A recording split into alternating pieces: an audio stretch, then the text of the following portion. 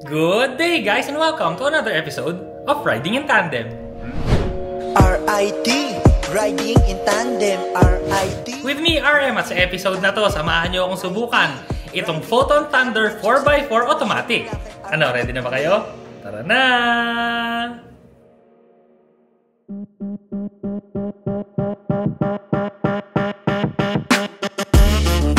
Ang makina nito ay 2.0-liter turbo diesel engine. May maximum power ito na 161 horsepower at 4,000 RPM at may maximum torque naman na 390 Nm at 1,800 RPM. Ang transmission nito ay 8-speed automatic. Visit our website, rit-ridingintandem.com para sa mga articles, price list, at loan calculator para malaman mo ang down payment at monthly amortization ng sasakyan na gusto mo. Kung naghahanap ka ng pick-up tapos gusto mo affordable, pero gusto mo 4x4 at gusto mo automatic, malamang, baka ito na yon.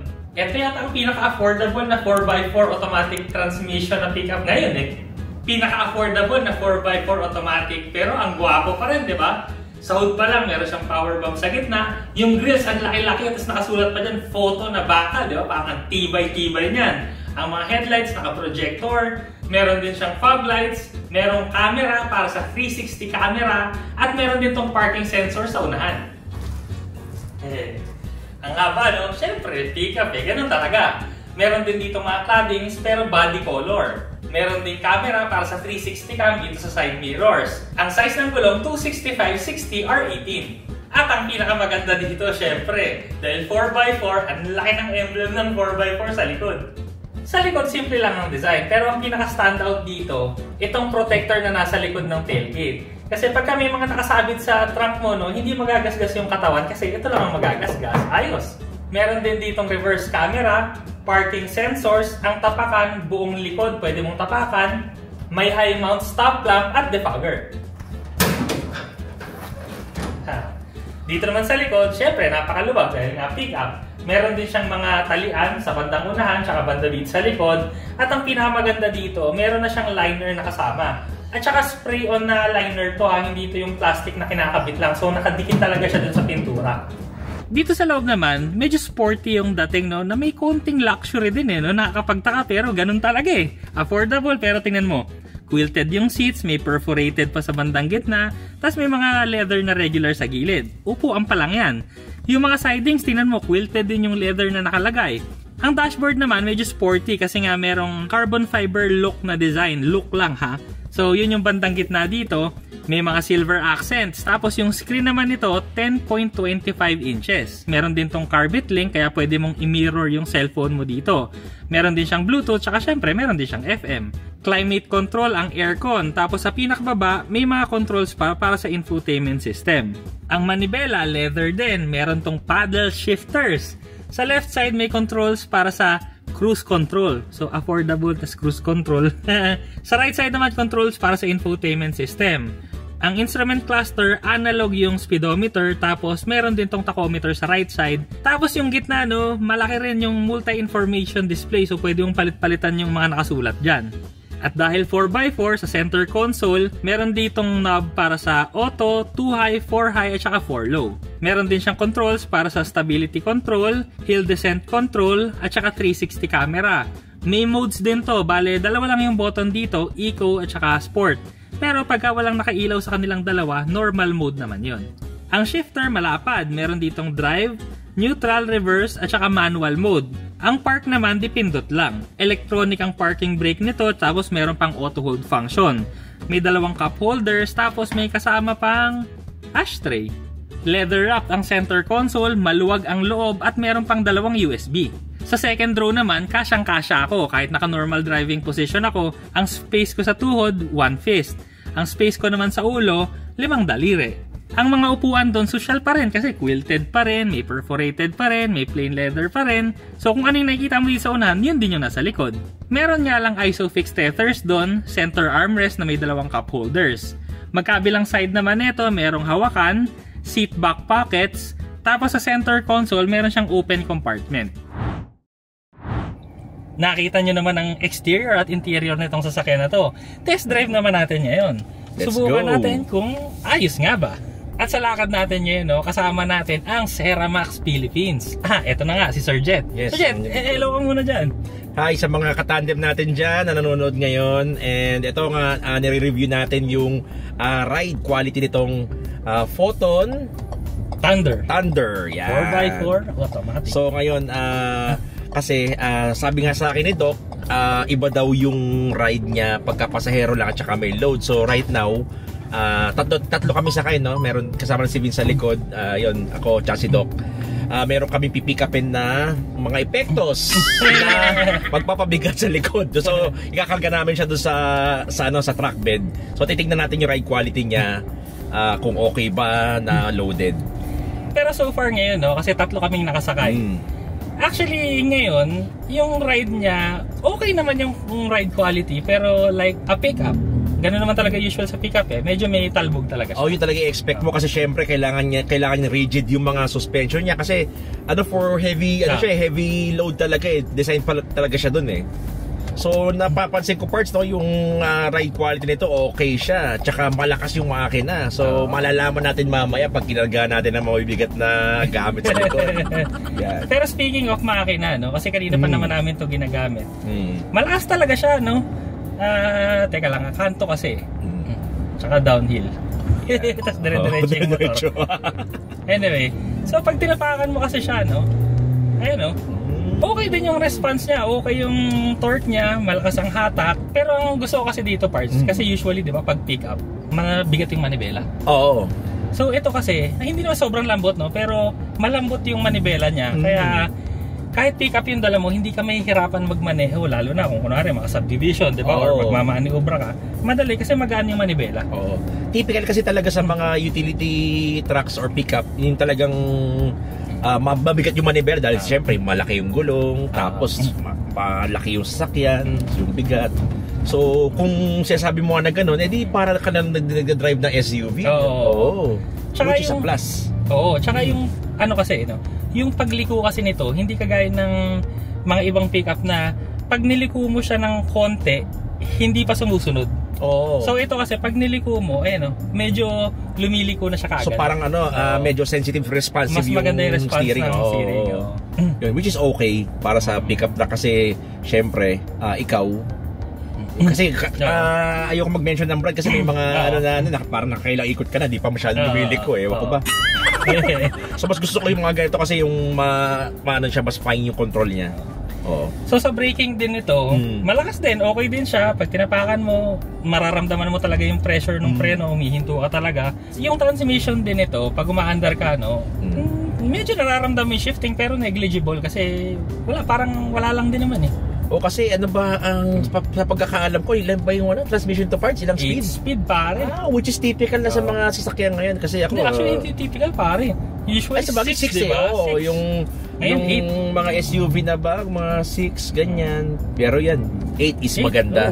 So ibig sabihin parts sa power na to, efficient din siya sa fuel consumption. Kasi maraming ratios eh. Ratios, Kung mabigat yung dala mo, iba yung ratio niya. Pagka kunwari, magaan ka lang naman, marami siyang pagpipilian kung saan mas magandang andar ng sasakyan. May factors din kasi pagka, di ba, uphill ka, di ba, yun.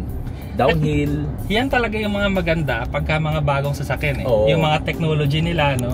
Pero alam mo parts, di ba, pagka may bagong sasakyan ka, maganda talaga dyan yung protektahan mo rin yung sasakyan mo. Oo naman. Kasi ito naman hindi naman sa pag-ano, pero kasi syempre mag-invest tayo ng ating hard-earned money sa sasakyan.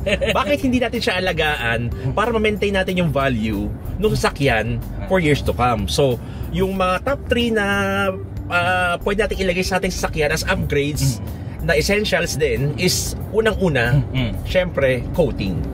Alagaan mo yung exterior ng kotse mo para yung ma-maintain mo yung value at the same time, syempre mapatatili mo yung ganda niya paglabas ng kasa. Then isa rin dyan is yung tint, car tint. Kasi nung araw kasi lang yan, palamutin sa sakyan niya, wala namang silbi dahil dati wala pa namang ceramic tint. Pero ngayon dahil may nano ceramic film na, naka-reject na ito up to 99% of heat And syempre, UV, yung harmful UV na nakaka-damage ng ating mga balat, 99% din ang nare-reject niya. Tama. And abot kaya pa. Lastly, meron pa kasi 'di ba yung mga cellphone, 'di ba? Oo. Yung mga cellphone nilalagyan natin yan ng ng casing, ng laminate, protector, screen protector. Pero alam nyo, ang kotse, pwede rin yan. Oo, kung gusto mo ng medyo higher level of protection nga natin, pwede tayo maglagay ng paint protection film or PPF. Okay. So ito, ang napoprotektahan tayo sa mga gasgas, mga talsik ng debris, lalo na pagka bumiyahe tayo sa mga probinsya, expressway, yung mga talsik ng bato, wala yan. Kahit iskisi mo pa na iskoba yung sasakyan mo, protektado yan. Actually, yan yung maganda no? Kasi di ba minsan pag nagpapa-car wash tayo, kahit sabihin mo na car wash shop talaga, hindi lahat marunong mag-car wash. Yes. Kaya bilang palang parts ngayon ang nagka-car wash talaga ng proper way. Pero kung syempre, kung medyo busy ka at yun yung malapit na car wash shop sa lugar mo, wala ka naiintindihan. Basta naka-ceramic coat or naka-PPF yung sasakyan mo. Pero ang pinakamaganda dyan para yung PPF. PPF talaga. Kasi diba, ang PPF, pag kunwari, nagkaroon ng mga swirl marks, ibilad mo lang sa araw may self-healing properties. Yes, oo. Lalo pagka nagkaroon ka ng swirl marks, let's say, nagmamadali ka, gusto malinis, pinunasan mo ng good morning towel yung sasakyan mo. Tapos pagkatigil mo, naarawan, may swirl marks, bilad mo lang sa araw mo, wala yan dahil may self-healing properties ang ating paint protection film ng Ceramax. So lahat yung mga sinabi namin na mga pang-protekta ng sasakyan, lahat yan available sa Ceramax Philippines. Yung details, ito sa baba. Pala parts, isang napansin ko rito features, yung climate control nitong maganda yung controls niya, slick na slick, tsaka functional na functional talaga. Tsaka malamig parts, alam mo naman ngayon, summertime. Pero hindi ko ramdam At saka yung feature na affordable pick-up to pare na 4x4 pero naka-climate control. Oo, kasi usually yung mga ganyang features makukuha mo lang sa mga top of the line, top end. Pero ito sa ganitong sasakyan, sulit na talaga ibabayad mo rito. Tsaka parts, habang nag-drive ka, kasi hindi ko talaga maiwasan na tignan yung paligid So ito, may carbon sa may carbon trims. Tapos itong nasa sidings, nasa side panels, parang headboard ng kama luxury yung style no? Quilted pa pare. Oo, maganda siya. Ulitin ko lang ano to, affordable. So nabalitaan ko rin first na ito yung pinaka-affordable na 4x4 na Matic na pickup truck sa kanyang segment. So far impress ako sa for the price range tsaka do sa features. Yung aesthetics ng loob, maganda siya. Pick upin na muna namin yung ikakarga namin sa likod tapos mamaya balitaan namin kayo kung kamusta ba ang ride natin. Later na lang, later.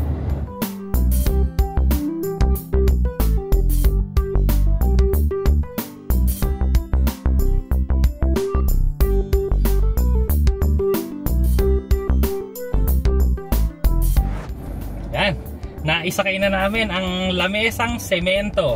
Medyo hiningal ako rin sa pagbubuhat Matagal na ako nagbubuhat na mabigat na bagay Pero napalaban tayo ngayon. Hiningal siya paano? Hindi pa ako ready Binuhat na lang mag-isa Bahala ka sa buhay mo. Sige, ginusto mo yan. Akala ko kasi bata pa ako. Naalala ko nga pala, medyo may edad na pala ako. Anyway, ang napansin ko ngayon, yung throttle response niya, naka-normal tayo. Pero actually mas kuminis yung andar niya ngayon, pero same mode tayo normal pa rin. Plus, mga humps na dinaanan natin mas maganda talaga yung laro ng suspension pag may laman yung likod. Parts napansin ko nung simula na kargahan. So let's say yung weight nun nagdagdag ka ng mga 3 tao pa. Which is hindi naman let's say nagdagdag ka ng 2 tao pa, naging 5-seater kasi nagdagdag kayo ng mga bagay sa likod. So mas maganda yung ride quality, gumanda. Maganda naman yung maganda kanina pero mas gumanda lalo nung nakargahan. Tsaka parts hindi siya bumaba, hindi bumaba yung ride height niya halos kasi ibig sabihin kaya siyang buhatin nung suspension at saka nung truck talaga. Pero kasi parts, ito naman kasi talaga ang Photon Thunder. Utility pickup talaga to. Kumbaga, pangharabas mo talaga to, pangkargahan mo talaga to, nagkataon lang nagwapo. Oo, yun lang ano, plus ano yun talaga kasi yung talagang usage niya talaga, as in built siya for that yung ganun duty heavy duty commercial. Oo, tapos yun nga plus na yung pogi pa. So yung forma hindi ka madedehado, plus yung talagang kargahan power, hindi ka talaga madedehado talaga. Ngayon ang masasabi ko lang, parts, kasi most affordable pickup talaga to. Kaya kung kailangan mo talaga ng service mo na pangharabas mo talaga, kakargahan mo. Tapos ito pala, antipid sa gas. Ginamit na namin to ng Metro Manila pero hindi pa rin bumaba yung fuel gauge. Yan. Isa yan sa mga importante ngayon. Siyempre, naglalabasan na ngayon yung mga electric, yung mga hybrid. Pero ito, hindi pa to hybrid parts, pero ganun ka-fuel efficient, no? Grabe. Nakakatuwa. Tinan mo pati yung rumble strips. Kanina kasi nung konti tayo, medyo ramdam ko Ngayon, wala na pumakatag yung rumble strips, ha? Tsaka, yun nga, ito, dito sa part na to ng Cavite, alam mo naman, Aguinaldo Highway, medyo hindi kagandahan, pero hindi ko napapansin yung, yung surface ng road, ha? Seryoso, hindi, parang SUV ride na siya, no? SUV ride na siya, More on, ayoko magbanggit ng brand, pero yun nga, tama ka, SUV na siya, So may hack pala to, parts. Pagka gusto mo ng mas magandang ride, lagyan mo na lang ng semento sa likod. Karga ka ng semento. Pagka kung medyo may budget, kung medyo ka sa budget, buhangin. Pero yun nga, so ang nakikita kong bibili nito karamihan, actually kung nasa construction business ka, shipping, mga logistics, farm. Kasi unang-una sa farm, yung mga kalsada dyan, hindi na makagandahan. Rough road, maputik, lupa. Lupa. Saktong-sakto yung 4x4 feature niya. Yun, so nakita ko nga dito parts, meron kang switch na pwede mo siyang 2 high, 4 high, 4 low, yan. So built siya for ganong duty. Ang Photon Thunder 2.0 4x4 automatic ay nagkakahalaga ng 1,398,000 pesos. Ito naman ang safety and security features. Maraming salamat po sa Photon Philippines sa pagpapahiram nila sa amin ng sasakyan. Dito na tayo sa segment na The Good and the Bad. So ngayon, sa mga bad muna tayo. So unang napansin ko nga dito, kung mag-isa ka lang sasakay dito, syempre, alog-alog ka. So mas maganda talaga may karga ka or marami kayong sasakay. Pero sa akin parang medyo nitpicking na yun kasi yun din isa sa may expect mo pagka bumili ka ng pickup truck yung ride quality niya talaga kasi built siya for tough yung kargahan talaga, yung mga ganyang road condition, pag doon talaga siya. Tama. Oo. Yung pag binilisan mo rin to, syempre as a pickup, syempre higher yung ground clearance nito. So syempre pag cornering speed mo, medyo hinay-hinay ka lang. Good. Okay, sa good. Unang-una, very good sa akin yung power nito. Okay yung power niya, pagka-overtake ka, okay siya. Take note at that displacement. Ilan yung displacement? 2 liter lang to. 2 liter lang to. Pero hindi ko napansin na 2 liter siya kasi yung power tsaka yung torque malakas. At dahil 2 liter lang siya, yun nga, parang hindi nga nababawasan yung diesel natin. Kung sa akin, parts, isa sa mga magandang plus talaga ang fuel efficient na sasakyan. Lalo na sa fuel prices ngayon, taas baba, konti ibaba, pero ang laki na yung dinadagdag, di ba?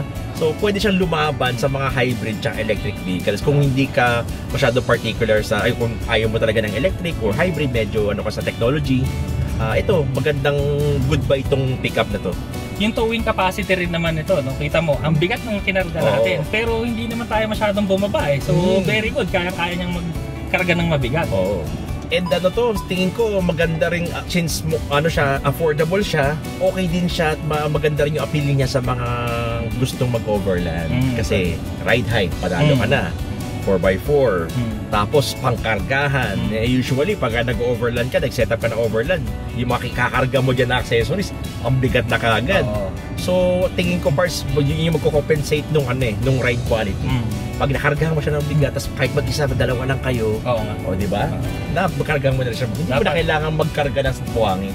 Tama. Dapat maglagay ka na lang ng mga accessories ng Overland Kings, Ng Overland Kings, syempre. Yan, quality. Ka ng ng awning, yung mga pop-up tent sa taas, yan, mga products ng Overland Kings, top notch, the best talaga. So alam niyo na, Overland Kings. Overland Kings, shout out.